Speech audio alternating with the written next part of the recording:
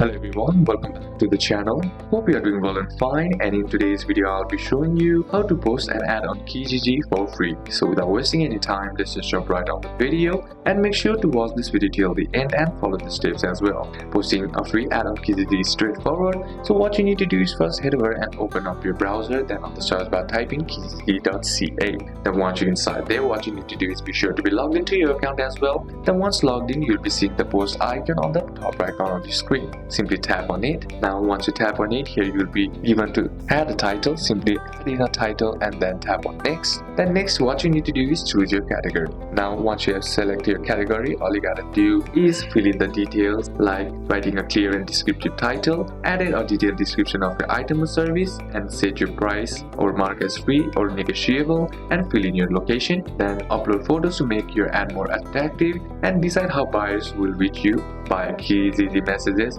email or phone. Then lastly, review all the things that you have done and review your ad for accuracy. And lastly, tap on post your ad and your ad will be posted. So these are a couple of steps that you can apply, and that's it for today's video guys. Hope this video was useful to you. Leave a like if it did, comment down any questions that you have, and see you soon on the next one.